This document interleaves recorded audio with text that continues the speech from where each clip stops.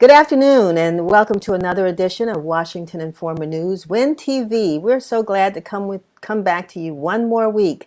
I always like to say that the Washington Informer is back on the streets. We just put another issue out this week. I don't have a copy to show you at the moment, but for those of you all who read the Washington Informer in print, know that you can pick up a copy at your nearest newsstand. And if you're not sure where that is, feel free to give us a call here at 202-561-4100. Again, that's 202-561-4100. And Angie Johnson, our circulation manager and office manager, would be glad to let you know where you can get a copy of the Washington Informer in your neighborhood. You can also see us online. So I want you to go to WashingtonInformer.com. Again, that's WashingtonInformer.com, where you can get I do have the paper now, the latest issue of the Washington Informer, and go and check it out and get your copy. I think, have some very exciting stories, as we always try to do every week. And so we're going to talk a little bit about what's in the newspaper this week with one of our reporters. But before we go to the reporter, I just want to say to you, as I always have to, we're still in the midst of a really bad pandemic. And I hope that you all are staying safe, that you're wearing your masks, that you're using your hand sanitizer, that you are keeping your social distancing, and doing everything you can to make sure that we can get beyond this, because schools are going to be opening soon. Hopefully, we need to get back to get to some form of normalcy within our community. Our businesses need to reopen. We are looking forward to a time when we can get past this pandemic. So just had to add that note. And I want to say another thing, too, because in last week's issue of The Informer, we ran a list of Black-owned businesses from the DMV. And we want you all to support those businesses, so you can pick up a copy of The Informer to find out what that list is. Now, that list is not inclusive. And I wish I could say that here at The Informer, we knew of every Black-owned business in the DMV. And the greatest thing I can say about that is that we don't. And that there are probably so many, everything from barbershops and beauty salons and restaurants and carryouts and lawyers and funeral homes and all kinds of businesses, that there's no way we could have been all inclusive. And we've heard from some of you who just felt as though you were overlooked or ignored. That truly was not the case. But we do want your help. We are going to continue to run this series of ads that we're in the paper, listing Black-owned businesses that are open, that are continuing to serve the community. And if you, even if you aren't open right now, but you plan to reopen, we want to hear from you. So send us your information at WINTV@WashingtonInformer.com. Again, send it to WINTV, WIN-TV @WashingtonInformer.com. Let us know you're open. Send us your address, your hours, your telephone number, and we're going to follow up with you as soon as we get that information. We're going to jump now to the story of the week and our reporter from the Washington Informer, James Wright, to come on and talk to us about, this big issue here in D.C. regarding the budget. And we hope that James will be able to join us. We don't see him right now, but the D.C. City Council passed at least the first version of its budget. And in contrast to what Mayor Muriel Bowser had proposed, which was basically cuts to the budget, the council instead decided that it wanted to introduce taxes, additional taxes, to help to offset some of the money, a lot of money the district has lost as a result of this virus. And so it's a fight, but that's why we elect members to the city council, and that's why the council does its job, and that's why the mayor does her job, and that's where the community comes in to make sure we do our job to voice our opinions, pro or con, about the budget. So we do have James Wright with us now. James, welcome to the show.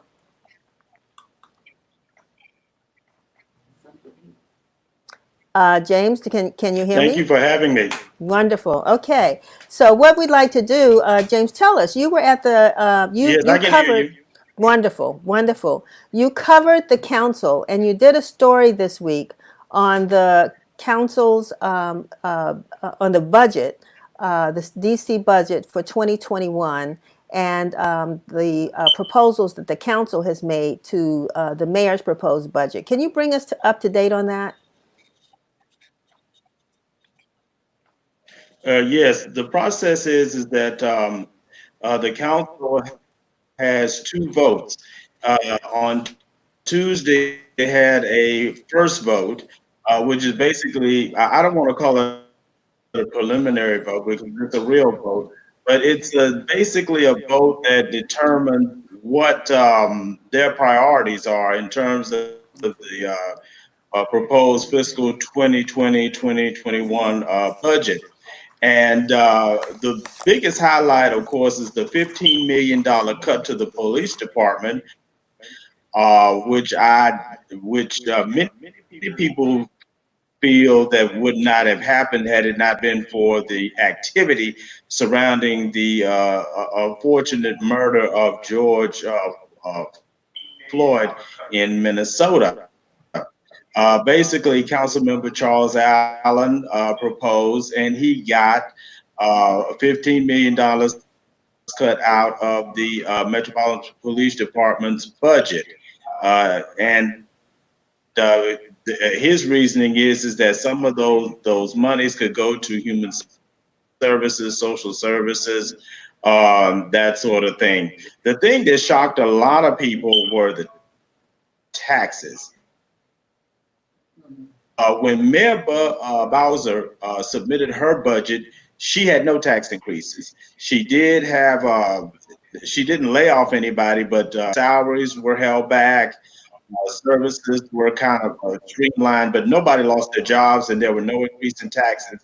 However, this council, on Tuesday, they inserted a gas tax of about 10% and an advertising tax, which I'll talk about, and you're very familiar with, about 3%. And they did like progressives like to do, they instituted a tax on wealthier Washingtonians. And so their reasoning is that everybody should have to pay their fair share in terms of what we're going through in terms of this pandemic. Many people who don't like the budget said that it was unnecessary to bring these taxes into fruition anyway. So, James, what's the next step? I know that this is the council's proposal. I know they're going to come back another time. And is there still time for residents to at least lobby? I know that they cannot, propose any. There's no more public opportunities as it relates to the budget. But it's important for residents to look at what the council has proposed. And so, what happens with that?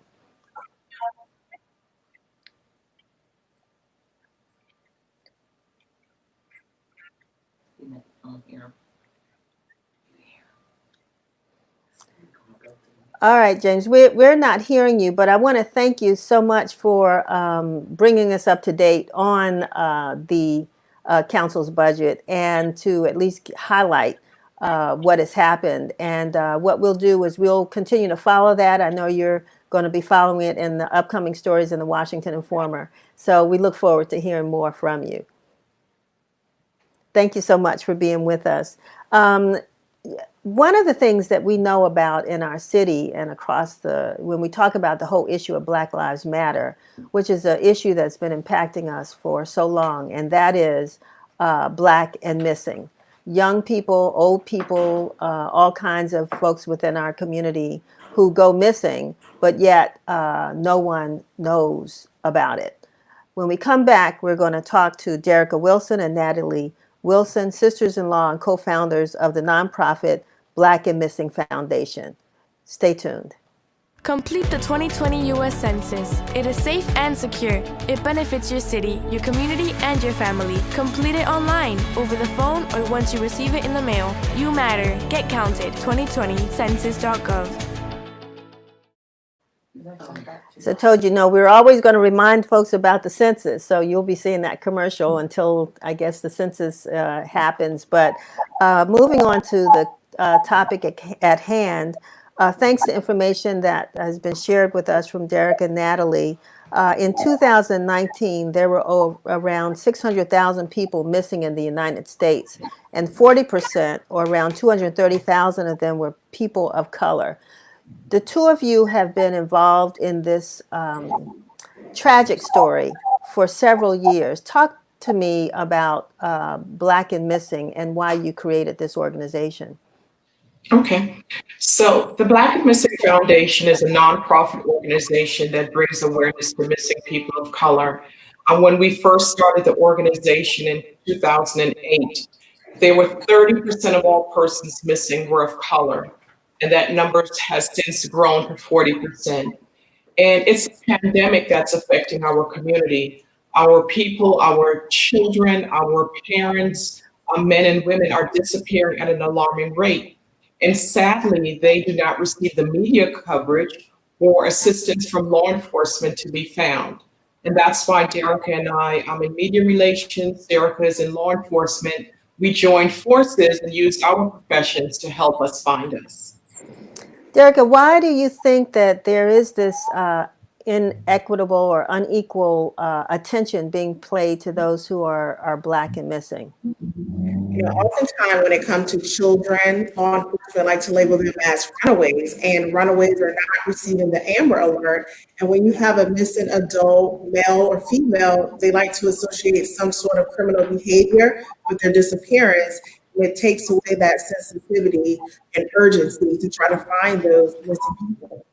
What happens? I mean, either one of you all. I know that in the district, we have some really critical missing young people. We are. I mean, every year there's the anniversary of so many whose families go out and seek help. And as a consequence, I think, of what you all have been doing, there are more alerts. But what happens after that? Are we finding, what are the closed cases? What does that look like? So we are finding a lot of our missing. Since our inception 12 years ago, we've helped reunite over 300 families. But there's still so much work to be done. And Natalie and I always say, the easy thing is finding them. It's the aftermath. What did they experience? Because the person that goes missing is not the same person that returns home. You don't know what they had to endure while they were out there. You don't know what, they were exposed to. So we have to do a better job, after they come home, of getting them that mental health therapy and the counseling that they need or deserve. Right. And also, it takes all of us to find our missing. It takes law enforcement, the media, and our community. Someone knows something, and we know that there's this snitching in our community. But it could be your loved one that's missing, and you would want them to be found. So we have an anonymous tip line. If anyone has information about a missing person, please contact us and your identity. It will help bring someone home and close the case. Can you share, because I don't see it here, and I know we'll put it up later when we load this to our different YouTube and Facebook channels, but just for now, for those who are listening, what is that tip line number? The tip line number is 1-877-97-BAMFI. That's BAMFI. We also have the anonymous tip line on our website as well. So that's BAMFI.org. There's been a lot of conversation about, I just drew a blank, but about what the worst case scenarios of what happens to particularly young girls, the whole human trafficking issue. I mean, we see TV shows, all kinds of things. I mean, is that a reality? Have you found that some of our young people and older are really involved in the human trafficking issue? Yeah, absolutely. And it's happening in our backyards. Many times we think that sex trafficking is happening abroad. It's happening here in our communities. And we need to monitor what our children are doing online. Right now, they're not in school and they're interacting via the internet. Predators know this and they're preying on our children. We saw a story yesterday where this young man lured a 13-year-old out, and he raped her and killed her. And this was from him interacting with her online. So parents need to be mindful. They need to monitor what their children are doing online because sex trafficking is real. Wow. It absolutely is. And it's a multi-billion-dollar industry that's happening right here on U.S. soil. So Natalie and I, we always say, stop being your children's friend and be their parent. Be that nosy parent. See what they're doing, see who they're communicating with. These predators, they're working behind the computers and the smart devices and the gaming system. You need to see what they're doing and what they're being exposed to. Well, I want to thank both of you all for joining us. And as I said off air, I love that shirt, #HelpUsFindUs. Thank you. I think that's fantastic. And that's a good way for us to continue to keep the story alive. I know that we are all trying to find little Relisha Rudd. I know that she's one of the individuals that you all really focus on as well. And there are others across the country. So I hope the folks will stay in touch and follow up on that tip line, and we will continue to have conversations with you about what's happening with our Thank Black you so and much, Missing. and thank you for using the platform. All righty. Thank you Have for a having great day. Sure. Thank you. It's a really sad situation, and we get up in arms and we really talk a lot about what's happening among our young people, but we know that there's a lot that's happening as we are in the midst of this Black Lives Matter movement. It comes in a lot of ways. And so we're really happy now to bring on Mr. Tony Lewis, who's going to talk to us about returning citizens and really what we can do in communities like of ours. I mean, we're in Ward 8, as I said, in Southeast DC. I had a woman ask me, yep, we can hear you, Tony. I had a woman ask me, can you hear me? Tony? Ms. Barnes, can you hear me? I can hear you. Yes. I can't hear you. Okay. All right. Tell them to get out and come back in. All right. We want you to go out and come back in and try it again. Just try it one more time. Go back out and come back in, okay? In the meantime, what I would just say is that sadly, and you all can, if you see us online, we'd love to hear your comments about how we're progressing so far or any of the issues that we're talking about. We do have a live comment section, so feel free to just send in your comments. And quickly, I just want to say hi to Terry out there and where she is. I always forget the place, Minnesota.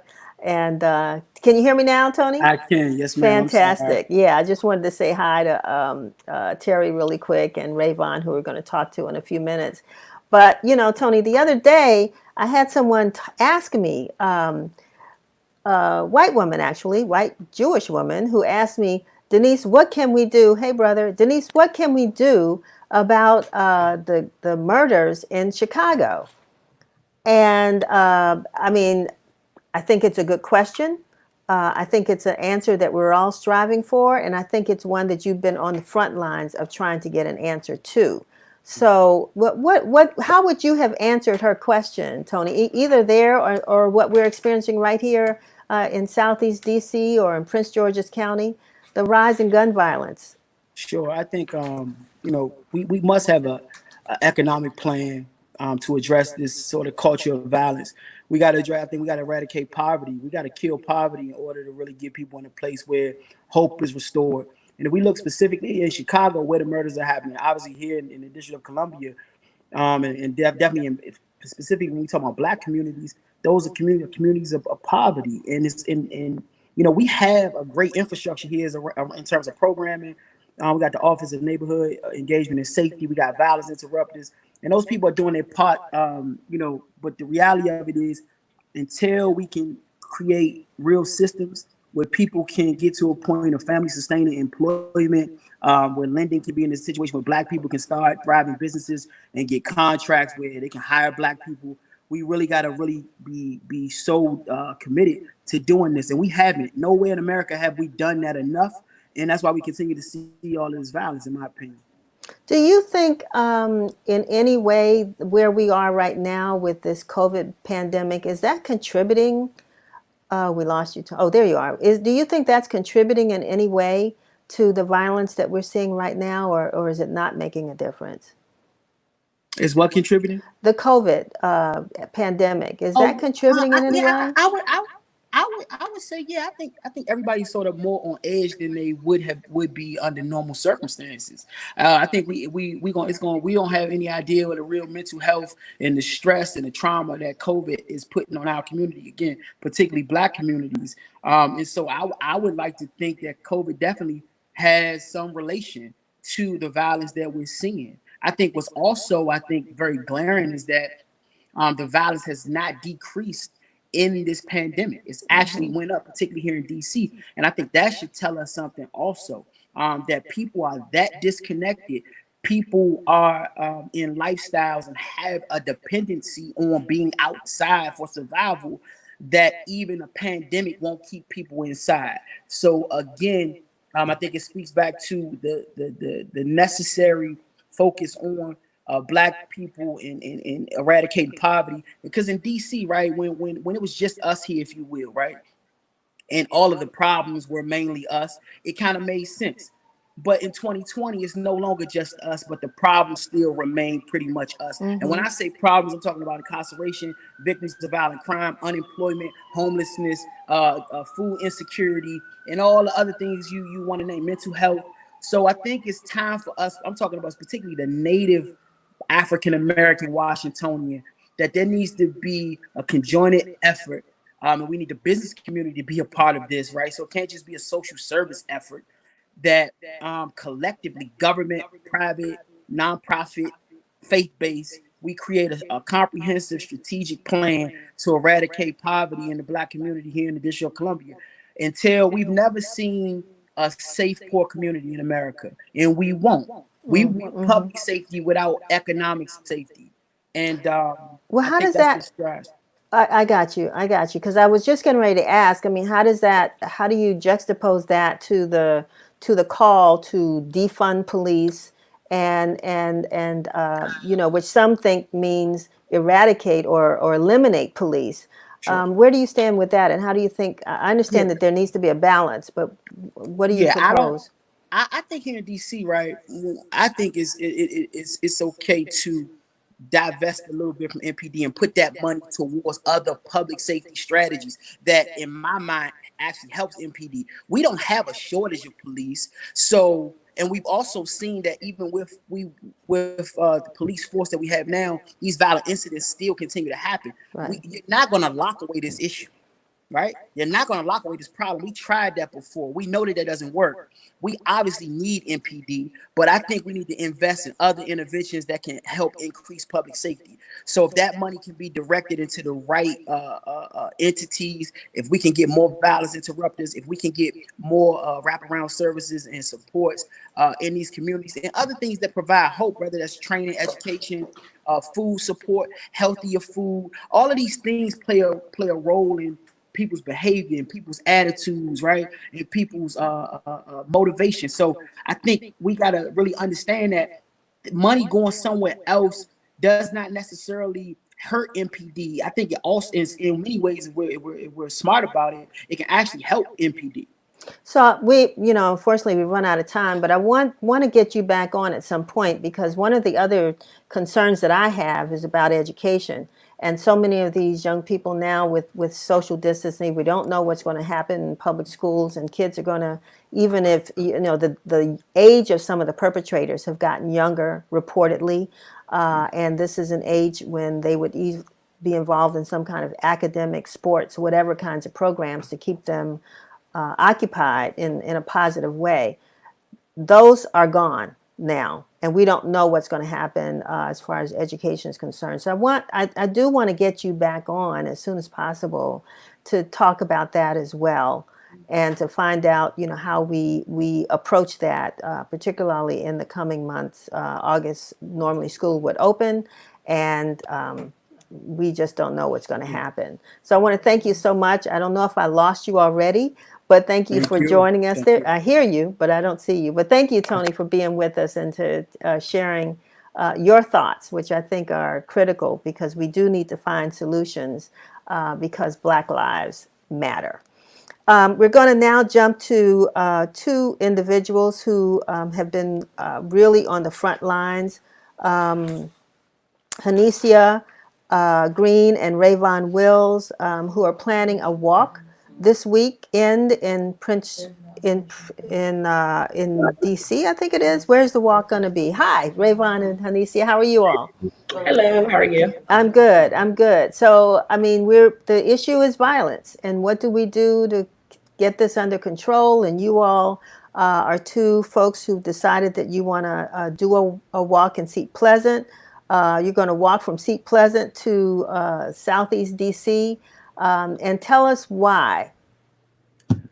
Well, one of the reasons why we chose that location in Berkeley Park is that's the location where Davon played football, and I thought it was very, very important to start off from that point. So let's go back, because you said Davon, and I unfortunately didn't talk about Davon, who was the 11-year-old that was shot and killed last weekend, and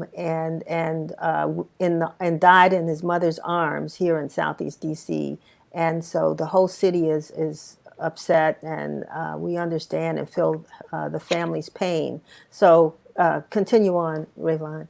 Yeah, Davon, this last year, he just scored 28 touchdowns just last year. And that shows you how talented the young man was. He had a very bright future ahead of him. I've been getting phone calls from just other coaches that played Davon and just remembering him and his team as talented he was, and how he had good sportsmanship after every game, win, lose, or tie. He was there shaking hands and congratulating everybody. And that goes to show you how he was raised by his parents that did an outstanding job, and my heart goes out to both of them. Right. So we're just trying to do our part just to stop this. We don't want no more hashtags with no more kids' names beside them, no more women names beside them, just no one name period beside them. We say one life, that's great. We're trying to save countless others. Hanecia, what's your role? I am assisting Rayvon. So he posted that he wanted to do the march. I'm like, I'm down. Let me know when you need help. And he posted, I need help. So he told me exactly what he needed, and basically I'm delivering. I collected donations for the march tomorrow. So we need water, snacks, volunteers, balloons, to make it a memorable experience for his former football players. And, anybody that wants to join us, with the walk. So we're going to try to make it memorable as possible. So we have balloons, we're going to have snacks, water prior to the march. And then we're going to march and, have a good time, but also do it with a purpose. I understand that one of the suspects has been arrested in relation to the march, to the killing of Davon. And, like we talked about, the perpetrators of these crimes are getting younger. Yes. How do you think this march what do you think it will say to young folks about Black Lives Matter? I feel like this walk is very important to show value to life, if that makes sense. A lot of young gentlemen and women, they don't really have the mentorship or anyone in their life to show them that they matter. They outside every day and just trying to find the love that they need. Mm-hmm. And we're just going to do our best to just start mentorship. I started the Rebels with the Cause Foundation. We're going to do mentorships, trying to do activities with kids. Because when I was growing up, we had after school programs, and we had boxing matches, and we had football, flag football. We had all these activities to keep us from being out in the streets. Mm-hmm. Even when our parents was working, trying to take care of us the best way they could.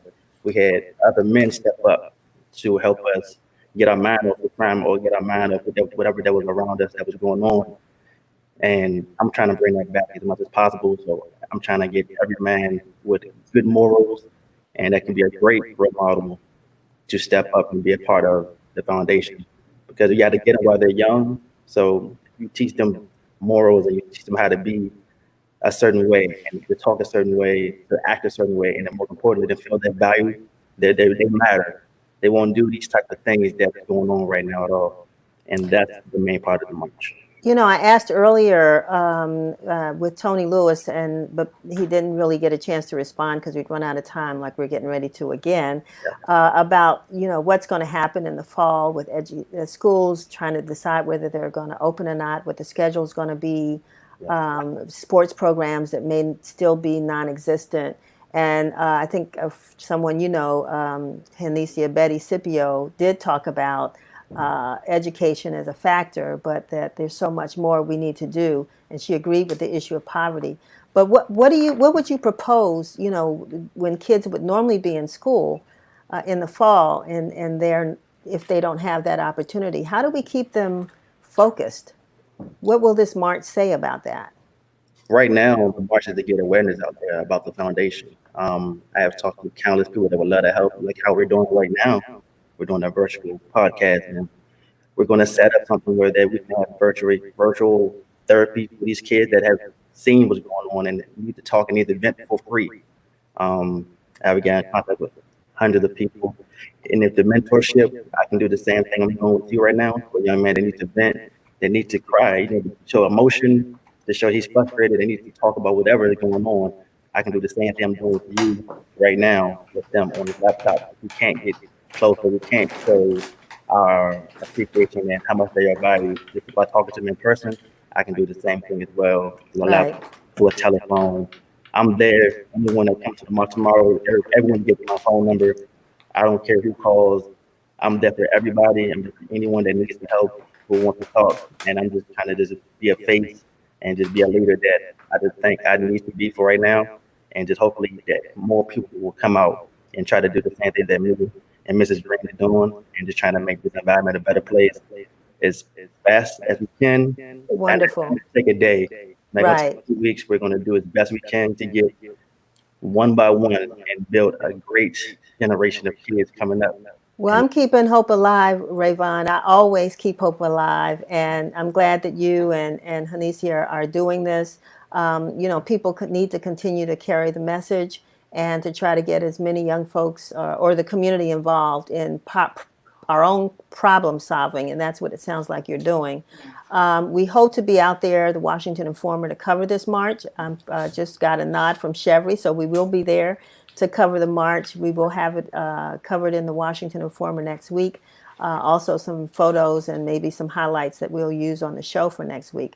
I wish you both much success. Continue to reach out to us in any way that we can be helpful.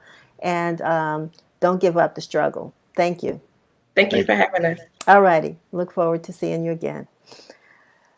Yeah, this is tough. That was a really sad story, and it continues. And we've got to make sure, we've got to find villages where we really care about each other and try to work out ways in which we can resolve some of the crimes that are happening, if not all of the crimes and the murders and death that are happening in our community. So I commend the two of them. But, you know, there are also other organizations, and, you know, people say a long time ago, what was so beneficial, and I hate to bring this up, but I think it's a fact. What was the outturn of a result of the Million Man March? And one of the things I do know is that lots of organizations, particularly men's groups, got together to address violence, everything from programs. Some of the people that we've had on this show, their organization started as a result of the pledge that they took at the Million Man March. Well, I don't know if these two young men were actually there at the time, but they may have been involved in other organizations that caused them to create a program called Community Connoisseurs. And I am, again, very excited about bringing on President Don Vito, Premier, and his Vice President Charles Gussum to talk about Community Connoisseurs, whose motto is create your own greatness. Charles, I've known you for years, so I'm so proud of all the work that you've been doing. And Don Vito, I'm excited about this program. Tell us about Community Connoisseurs. So first and foremost, Mrs. Bonds, I want to say thank you for opening up your platform to allow us to share some of the work that we're doing. We're ecstatic for being here. But Community Connoisseurs is built on three pillars: youth development, mentorship, and entrepreneurship training. With youth development, we promote youth development through activities and experiences that develop social, emotional, ethical, and physical competency. And with that, what we do is we have an abundance of youth between the ages of 8 and 18 who get together, and we take this community of a couple of annual philanthropic events that we do. One being the Head Free Clothing Drive, where we have the youth create their own donation campaign where they're able to do donations for clothes and things that we go, and we have a day where we go out and give those clothes out to the homeless. But before that, we actually explain the value of philanthropy, of giving back and philanthropy.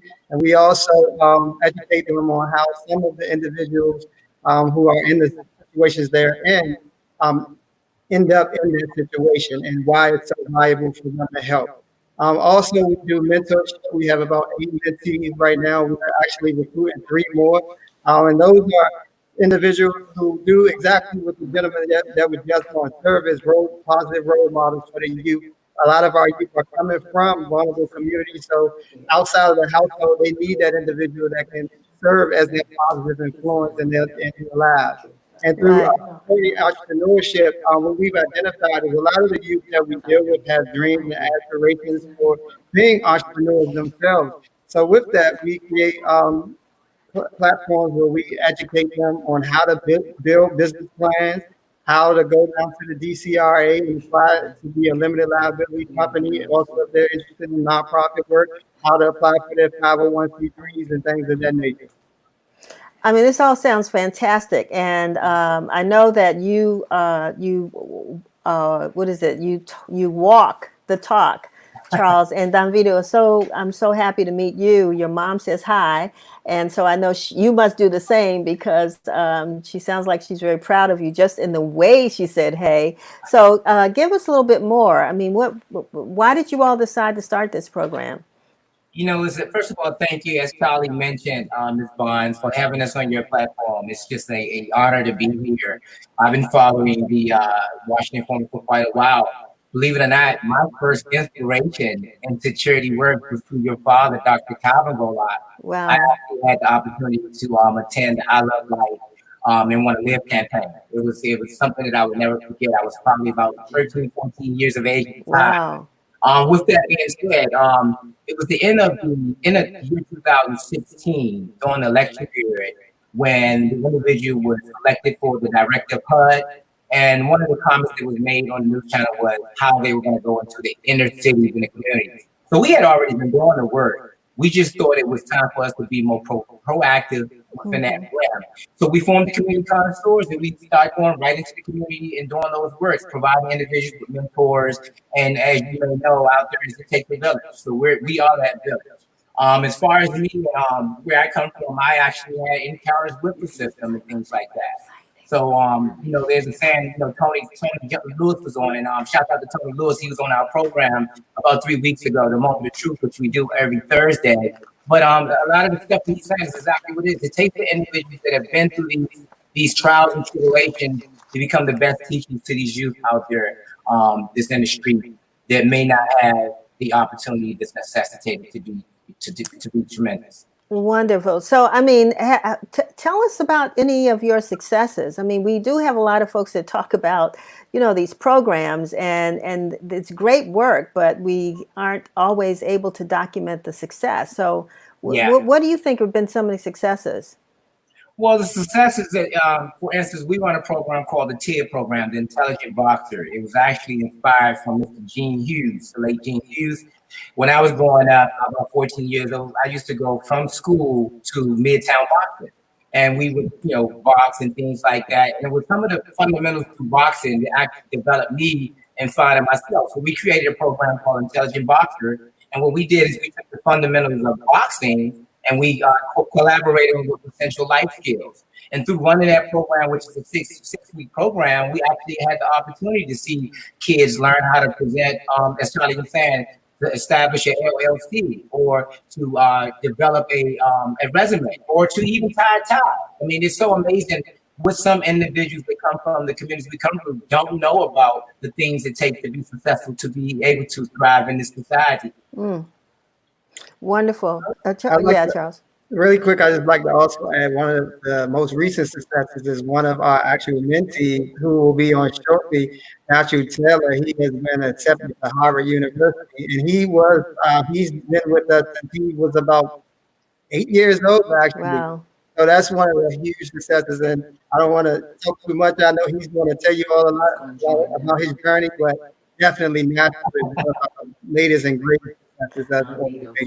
Yes, indeed. Well, you couldn't have provided me a better segue than that, Charles. I appreciate you again for doing that, and we're gonna bring on Natural Davon Taylor, and this is your son, Don Vito. Is that right? Absolutely, that is my bright young son that I'm proud to say, and indeed, Natural was in the beginning process of forming the Community Connoisseurs, and he's been through every program that we have, and I guess it's best to let him know some of the things that he experienced through these programs. Well, when they say it takes a village, this is the village, and congratulations, Natural. I'm so glad that you were able to join us. Hey, Denise. I know you're looking forward to. Thank you for having me today. Yeah. To speak, about Community Connoisseurs and about my experience so far, and just go ahead, go on. Okay, so I think we're frozen. We're going to make sure that he gets. Can you hear me?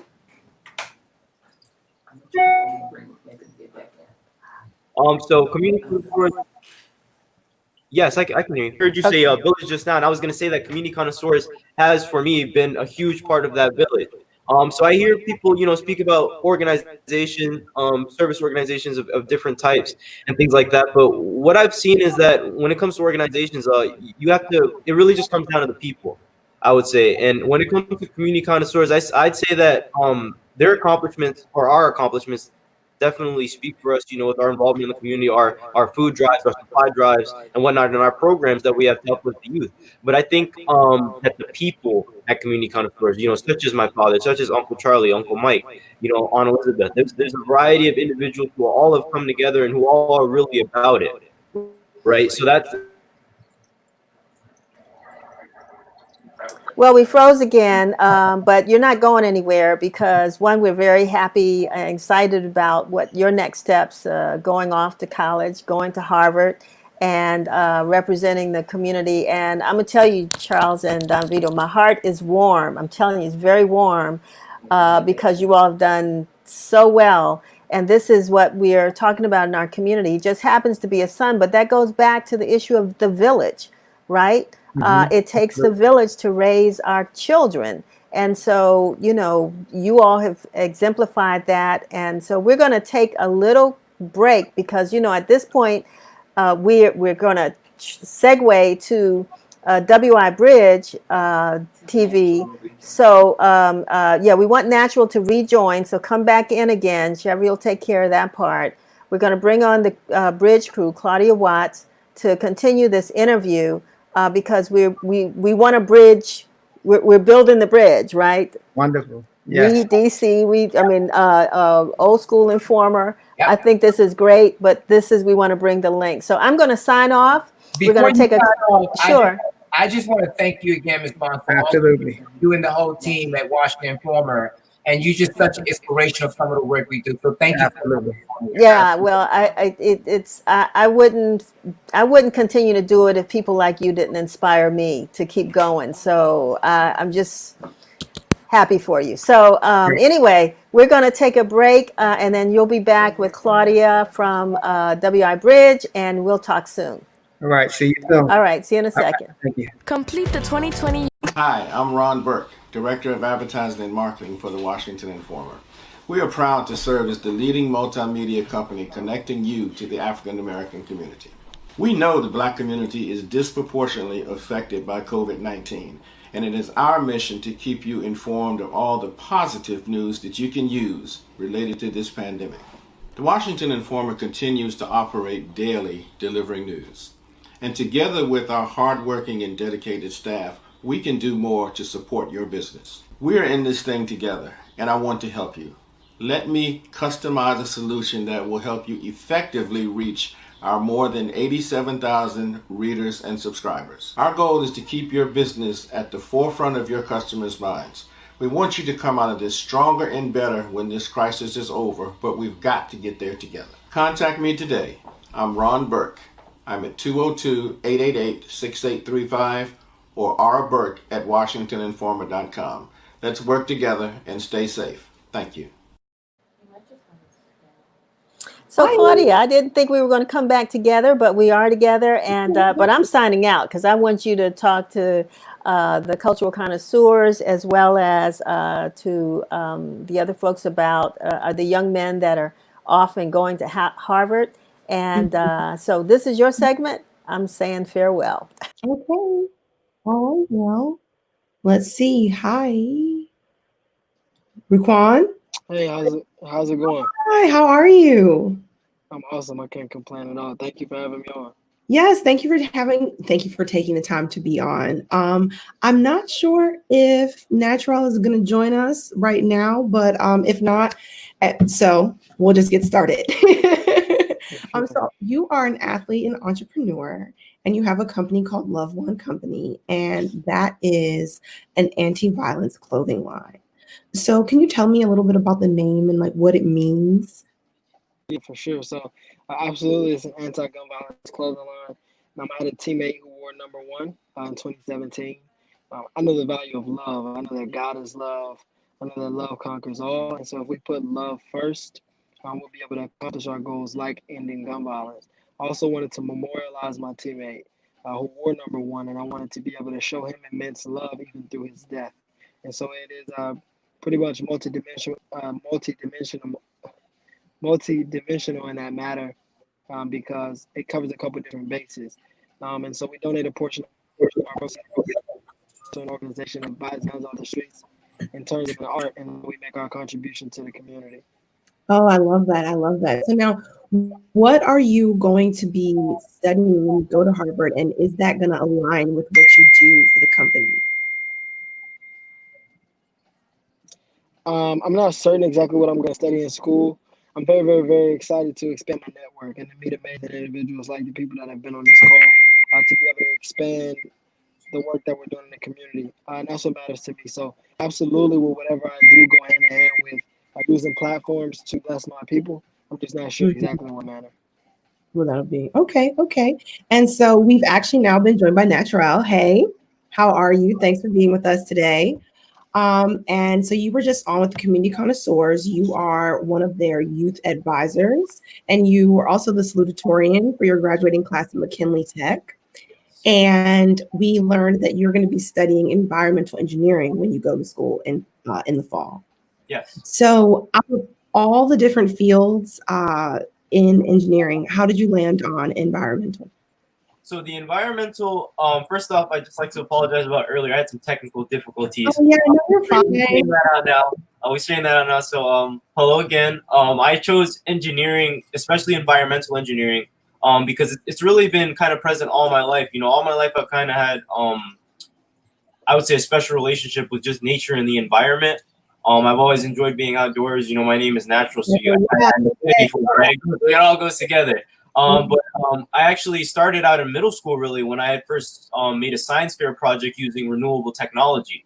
And back then, I just thought it was really nifty. I thought it was really interesting. But as time went on, I got into high school and I started thinking about what I actually want to do. I realized that kind of technology actually is the future, and it could definitely help us, with climate change and all the problems we're going through nowadays. That kind of technology can really make a difference. So that's why I specifically chose environmental engineering. Very cool. So, how are you all feeling about starting school in the middle of the pandemic? How have your expectations been set by the university? So I can start off with that one. I think that our expectations have definitely been set extremely high. You know, we're talking about Harvard, but at the same time, it's like this is like unprecedented, so we don't really know what we're about to get. But we know that they'll probably do their best to try to make it that Harvard experience that was, you know, advertised and or promised. But we also, well, I speak for myself. I don't want to speak for Ruquan, but I think I'm, you know, I mean, I might be disappointed, I might not, but I know that they're going to probably try to do their best given the circumstances. So Yeah, and I think that they absolutely are going to prioritize our health and safety, and that's what matters to me most as well. I think that that's going to definitely be the priority. Obviously, paired with you know, the rigorous academic criteria. So making sure that we're able to do both, they'll make it happen for us. I'm not concerned. Obviously, I think I have a little bit easier because I'm on the football team. So when I need friends, I already have guys that I can go to, and then Natural wins too because we're connected. So you know, guys like me and Natural, we're good. We have really nothing to worry about on campus. Excellent, excellent, excellent. And so, I don't know, how do you think or how do you hope that your experience in this achievement can inspire other young Black men and other young, you know, Black children in your community or that you're connected to? Yeah, I think for me, I look at my siblings first, and I look at making sure that I'm empowering, not only inspiring, because inspiration is very dwindling. Sort of like the wind, it's here and then it's gone. But to be empowered is to stick with the inspiration and is to remember and wake up with the same message every day and continue to fight for it. So I see my siblings follow after me. And it reminds me that there are a bunch of kids in the community that want to do the same. And fortunately, there's also a bunch of adults in the community that are watching us and looking at kind of what we've been doing. But one of my bigger things is inspiring young athletes to really take the academic part serious. And not necessarily to be institutionalized, but to be extremely intelligent and to gain wisdom and understanding, so that when it comes to football, you can, or basketball or volleyball, whatever it is, you can capitalize on all of the other experiences and opportunities that can come with it. Awesome. So yeah, as far as the inspiration goes, the goal is definitely always to inspire. I think that especially, you know, being given a platform like Harvard and you know, accomplishing, you know, going to such an institution, especially for people like us, you know, it's definitely something that you want to try to create a cycle, you know, a cycle of breaking the mold, a cycle of being those pioneers. So yeah, I want to set the bar high for, you know, everyone in my family, you know, to go out, you know, and achieve your dreams no matter what. But also, just, you know, the people in the community, the people from school. I'll tell you, I actually personally was inspired by individuals from my school, McKinley Technology High School, that were going to very prestigious institutions. You know, I hadn't really seen it before, and you know, seeing them, you know, go to institutions like MIT, you know, like UPenn, it just kind of inspired me. It was like, okay, I know these people. I knew them on a personal level. We were in some of the same clubs, and just seeing them accomplish that, you know, it made me feel like I could do it. And they even told me, so I was like, how did you get in? They were like, man, all you got to do is just go for it. And I did just that. And I plan on doing just that with the next generation of people at my school and in my family and in my community. So that's my message on inspiring. Well, that's awesome. And that really speaks to like community and empowering one another. And so, you know, how did you all meet? Did you all meet through Community Connoisseurs or a similar situation? Yeah, so we actually met through Councilman Trayon White. Shout out to Trayon. But essentially, I was doing some community service one day. I met up with Trayon. He said, "Hey, I want you to meet Ruquan," and you know, him and Ruquan have a very close relationship, both professionally and personally. But they made it happen like that. We met up that day. Everyone was down. We all wanted to meet each other because, you know, we all had heard about each other already.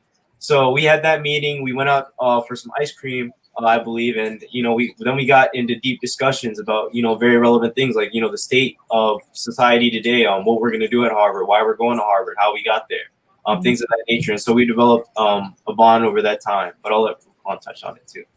I mean, he hit it right on the head. I think that's exactly what happened. And we wanted to make sure that it was prioritized because so often is it easy to say, hey, we'll meet later. And if that had happened, we probably wouldn't have been able to meet just because there's so many other things going on in life. So I'm very grateful for Trayon and for Vito and for Charlie for making it happen and for Trey. So we did it and we're excited about continuing our relationships. Awesome. Oh, that's wonderful. You know, I'm glad that you all found each other.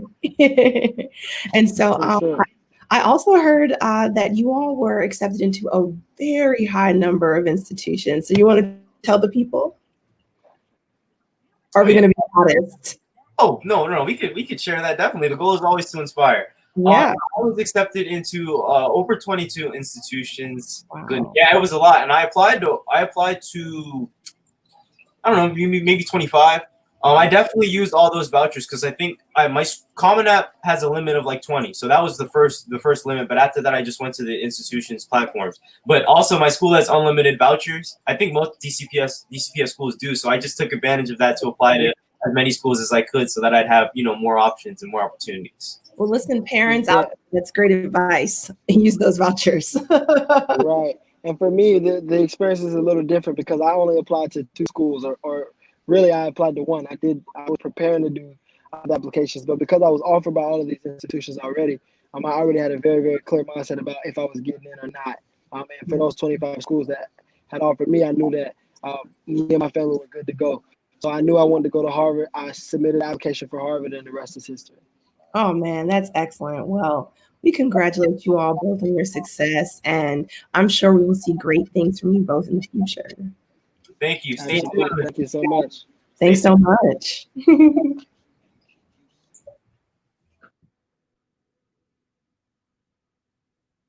Hey.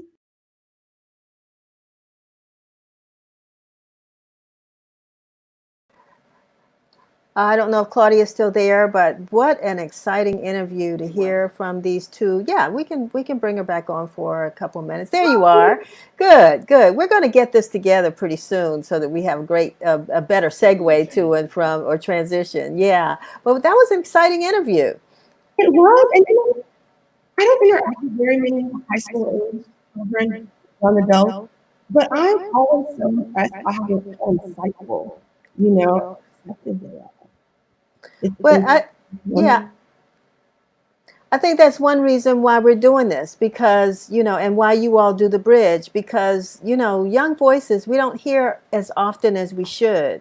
And that they're, like you said, we don't hear it often, but it's not that it's unusual or that young people don't have insights that we need to really listen to. So I appreciate you and the bridge and the parents and all that we can bring this to our viewers. Absolutely. I'm inspired. I'm like, okay, you need to go get my and Exactly. So as our viewers know, we've said it before, but we're going to announce it again. For every edition of WIN TV that we bring on air every week, you will be bringing, on behalf of the bridge, a segment as well. Yeah. So I'm excited about that, and I look forward to the folks that you bring on next week, the conversation that we have next week, and until then, you have a good week. Thanks. All righty. This brings us again to the end of another edition of WIN TV. Thank you for joining us. Remember, we want you, it's so helpful if you all would go to WashingtonInformer.com, sign up for our e-newsletter, whatever it takes. And that you don't have to pay. Sometimes people think you have to pay, but it is free. Just sign up for our e-newsletter. Correspond with us. Send us story ideas at WIN TV. That's WIN-TV at WashingtonInformer.com. We want to hear from you. We want to make this show bigger and better, and to continue to bring the information from our community to our community. Until we see you next week, have a safe weekend. God bless.